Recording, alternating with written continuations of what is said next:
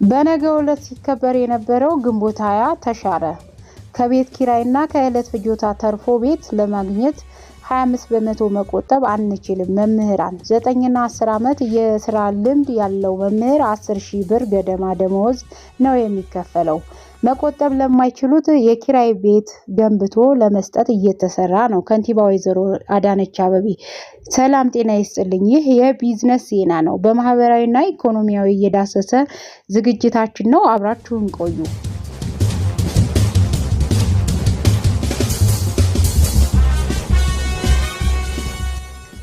ሰሞኑን የአዲስ አበባ ከተማ አስተዳደር ከንግድ ባንክ ጋር መምህራንን ጨምሮ በከተማዋ የሚገኙ የመንግስት ሰራተኞችን የቤት ተጠቃሚ ያደርጋል የተባለ ስምምነት ተፈራርመው ነበር። ስምምነቱ በአነስተኛ የወለድ መጠን በ25/75 የብድር መርሃ ግብር የሚከናወን ሲሆን 25 በመቶውን መንግስት ሰራተኛ ይቆጥባል፣ 75 በመቶ የባንክ ብድር ይቀርባል። ብድሩ በ20 ዓመታት የሚከፈል ነው ብሎ ነበር። ንግድ ባንክ 120 ቢሊዮን ብድር እንደሚያቀርብ ተገልጾ ነበር። ፕሮጀክቱ 3 ዓመት የግንባታ ጊዜ፣ 1 ዓመት የብድር መክፈያ እፎይታ አለው ነው የተባለው። ነገር ግን መምህራን ይህ የተባለውን 25 በመቶ ቁጠባ የመቆጠብ አቅም እንደሌላቸው ተናግረዋል። በአዲስ አበባ የመምህራን ስብሰባ ላይ የተገኙ መምህራን የተፈራረመው የመምህራን የቤት ቁጠባ ብድር አገልግሎት ጥሩ ቢሆንም በስምምነቱ መሰረት 25 በመቶ ቁጠባ የመቆጠብ አቅም የለንም ብለዋል። መምህራኑ በኑሮ ጫና ምክንያት 25 በመቶ መቆጠብ አንችልም ሲሉ ተናግረዋል። 9ና 10 ዓመት የስራ ልምድ ያለው መምህር 10,000 ብር ገደማ ደመወዝ ነው የሚከፈለው። ከዚህ ደመወዝ ላይ ለቤት መስሪያ የሚሆን 25 በመቶ ሊቆጥብ አይችልም። ሌላ አማራጭ ሊዘረጋ ይገባል ሲሉ ጠይቀዋል። መምህራኑ ከቤት ኪራይና ከዕለት ፍጆታ ተርፎ ቤት ለማግኘት 25 በመቶ የመቆጠብ አቅም እንደሌላቸው ገልጾ ሌላው መፍትሄ ይፈለግልን ብለዋል። ለመምህራኑ ጥያቄ ምላሽ የሰጡት የአዲስ አበባ ከተማ ከንቲባ አዳነች አቤቤ መምህራን ያነሷቸው የቤት ጥያቄዎች ትክክልና ተገቢ ናቸው ብለዋል። መምህራን ከዚህ በፊት በነበረ ስብሰባ ያነሱት ጥያቄ ለቤት ግንባታ የሚውል በነፃ መሬት ስጡን የሚል ነበር። በተጨማሪም የብድር አገልግሎት አመቻችልን የሚል ጥያቄም ነበር። በዚህም ብድሩ ተመቻችቷል ሲሉ አብራርተዋል። 25 በመቶ መቆጠብ የሚችሉ እንዲቆጥቡ እና 75 በመቶ የብድር አገልግሎት እንዲያገኙ የማድረግ እድል ተመቻችቷል ያሉት ከንቲባዋ መቆጠብ ለማይችሉት የኪራይ ቤት ተገንብቶ ለመስጠት እየተሰራ ነው ሲሉ ተናግረዋል። የደርግ መንግስት ወድቆ ኢህአዴግ ስልጣኑን የተቆጣጠረበት ግንቦት 20 በተለይ ከጠቅላይ ሚኒስትር አብይ አህመድ አስተዳደር ወደ ስልጣን ከመምጣቱ በፊት ለ10 ዓመታት በድምቀት ሲከበር ቆይቷል። ቀኑ ሲከበርም ስራና ትምህርት ዝግ ይሆኑ ነበር። ባለፉት ጥቂት ዓመታት ውስጥ ግን የበዓሉ አከባበር የቀዘቀዘ ሲሆን በመንግስት ደረጃ በዓሉ በድምቀት መከበር ቢቀርም እንኳ አገልግሎት ሰጪ ተቋማት ግንቦት 20 ላይ በመሆን ቀጥሏል።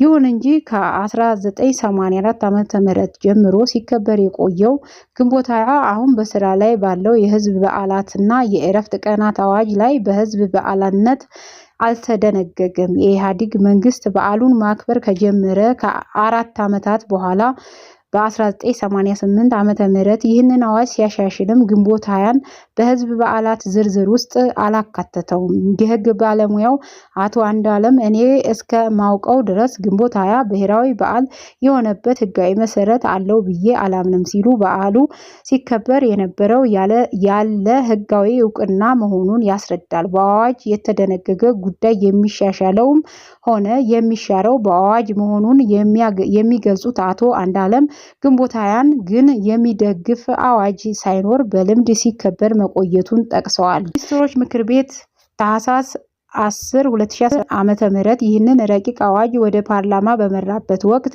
እና ስፖርት ሚኒስቴር የህግ አገልግሎት ስራ አስፈጻሚ አቶ በላቸው ድሪባ ስለ ግንቦት 20 ለቀረበላቸው ጥያቄ በብሔራዊ በዓልነት ያካተተናቸው የኢትዮጵያ ህዝብ ታሪክ ነው የሚል ምላሽ ሰጥተው ነበር።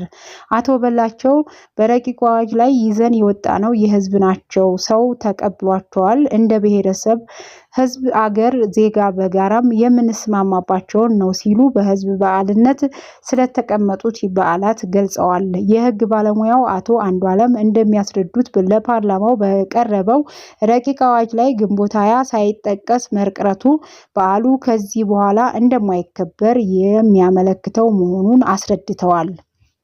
የህግ ባለሙያው በአዲሱ አዋጅ ኢትዮጵያ ውስጥ የሚከተሉት በዓላት ብሔራዊ በዓላት ሆነው ተደንግገዋል ተብሎ ከተዘረዘረ እና አንድ ቀድሞ የነበረ በዓል እዚህ ውስጥ ከሌለ ከዚህ ቀደም በአዋጅ ውስጥ ቢኖር ራሱ በአመልካችነት ተሽሯል ብለን መውሰድ እንችላለን ሲሉ ሐሳባቸውን አብራርተዋል።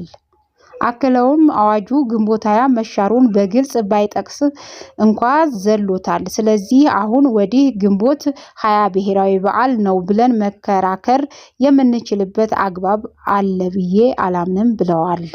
ከዚህም ባሻገር ረቂቁ ከዚህ አዋጅ ጋር የሚቃረን ማንኛውም አዋጅ፣ ደንብ፣ መመሪያ ወይም ልማዳዊ አሰራር በዚህ አዋጅ በተሸፈኑ ጉዳዮች ላይ ተፈጻሚነት አይኖረውም በሚል ማስቀመጡ በልምድ ሲከበር የነበረው ግንቦት 20 እንደሚቀር አመልካች መሆኑን ገልጸዋል። ውድ ቤተሰቦች ዛሬ ይዣችሁ የመጣሁት የቢዝነስ ዜናዎችና እንዲሁም ማህበራዊ እነዚህን ይመስላሉ። ላይክ፣ ሰብስክራይብ፣ ሼር እያደረጋችሁ ይህንን ቤት አበረታቱ። ሰላም ሆኑልኝ።